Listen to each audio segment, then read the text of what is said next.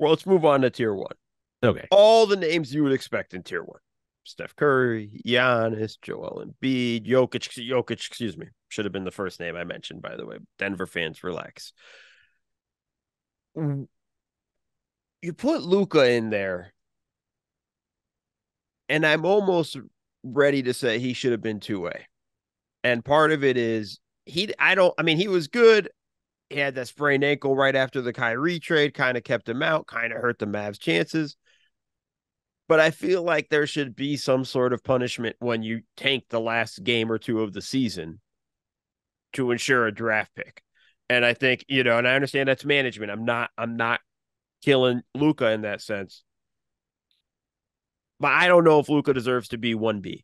I don't think he deserves to be in the same tier as Joel Embiid, who's 1B. I can't remember everybody else on It's is the third player in that group. So it's there you go.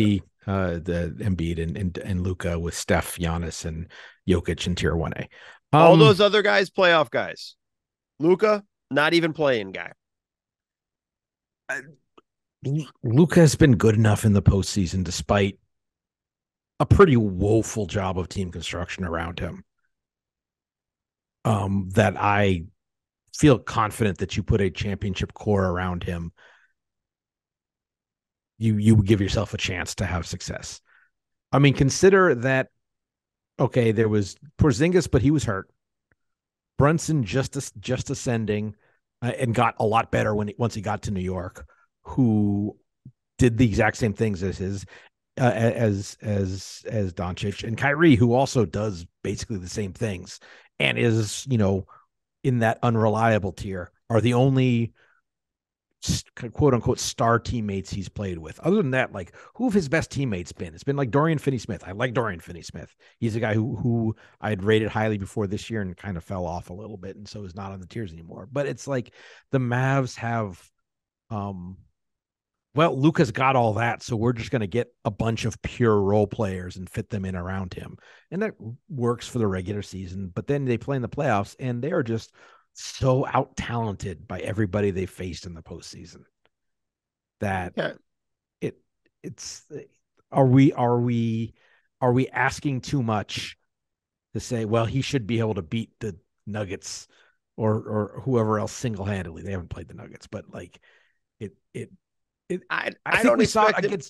we saw it against the Clippers 2 years ago, where it was 3 years ago, where like they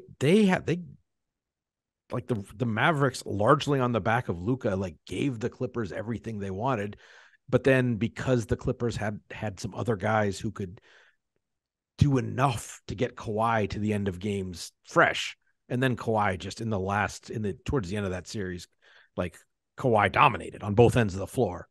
And that's was both a testament to where Kawhi was at that point, but also that the Clippers had enough guys around him that they didn't need him to throw a shutout every night. Whereas the Mavs basically are asking Luka to pitch every third day and throw shutouts for them to have any chance. Yeah, I hear you. Still two-way to me. Eh, If we're going, like, you're projecting forward more. I'm looking at past. but I think he has been good enough in the playoffs in situations where, like, is there a series they've lost they should have won?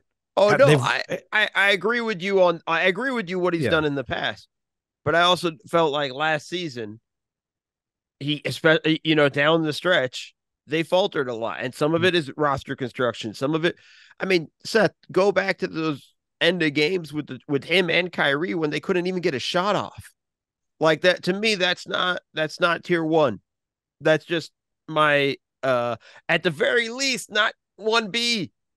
Put a 1C in there, Seth. There were no 1Cs in there. At least make him 1C. So yeah, I mean, you're basically equating him to someone like a Jason Tatum by that argument. Yeah, I mean, no, but I No, think that's credible. I I think kind that's I kind of think that was his year. I think that's credible. Though I will say this is not based just on 1 year. This is based on sort of a longer body Their of work. career, their career, Yeah, and things like that. I get it. yeah, Yeah. But I think last year was really damaging, and I think he's got to have a monster season this year. And I don't know if the Mavs are good enough to facilitate that, and so on.